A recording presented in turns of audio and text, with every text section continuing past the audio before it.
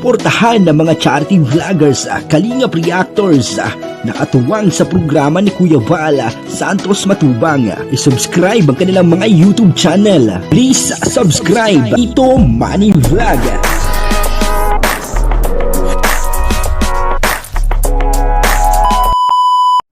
Ayun po, no? Kaya naman pala po tinutulungan si Erica nung mayaman na sponsor, ano? Papanoorin po natin yung video at bibigyan po natin ng konti reaction. Pero bago po yan, ako muna po ay bumabati sa inyong lahat ng magandang umaga, magandang tanghali, at magandang gabi sa inyong lahat mga kapatid, kung saan man kayo ng panig ng mundo naroon ngayon ay mag-iingat kayo palagi at pagpalain kayo ng ating Panginoon. Maraming salamat din po sa patuloy na tumatangkilik sa aking YouTube channel at nanonood sa aking video reaction.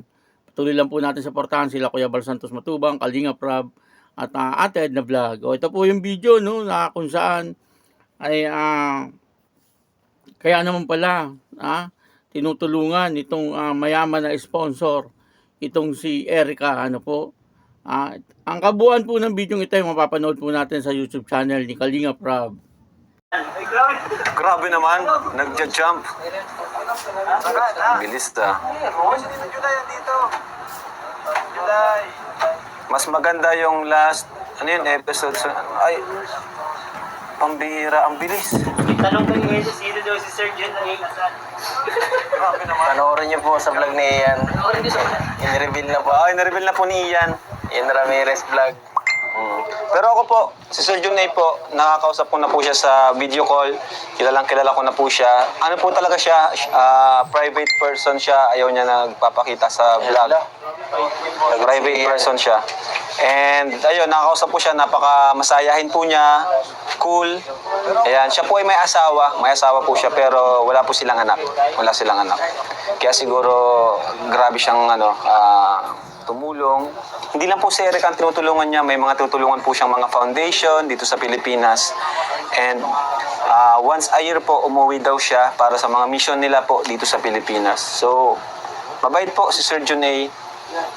Nakakausap ko po siya sa video call.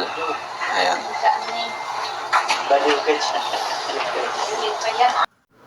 O yun po, sinagot na po ni Kalingap Rob, yung tanong ng karamihan, marami po nahihiwagaan dito sa mayaman na sponsor ni Erica, Marami ang nagtatanong tungkol po sa pagkatao, ito pong mayaman na sponsor ni Erica. At sinagot na po ni Kalingap Rob, yung mga tao dyan na minsan nagko-comment ng hindi maganda, na puro haka-haka lang naman ang kanilang sinasabi at wala namang preba, huwag naman pong ganun. Kaya bago po mag-comment, dapat may preba po tayo kasi hindi naman po sa kanila magiging karma niyan, doon po sa mga nagko-comment na hindi maganda, doon po sa taong kanilang pinapatamaan. Kayo din po ang magsasuffer ng inyong mga sinasabi na hindi maganda, Ito po ay paalala lang, Sa bagay, yun po ay inyong opinion, pero dapat po sana, huwag naman po yung magchat-chat kayo ng hindi maganda, Yun naman pong medyo positibo, hindi po yung haka-haka lang. Kasi siyempre, kung mababasa po yan ng taong tumutulong, ay masasaktan. Kasi wala naman po siyang ibang hangarin kundi tumulong lang. Tapos ganun pa, may mga comment-comment pa na kung ano-ano.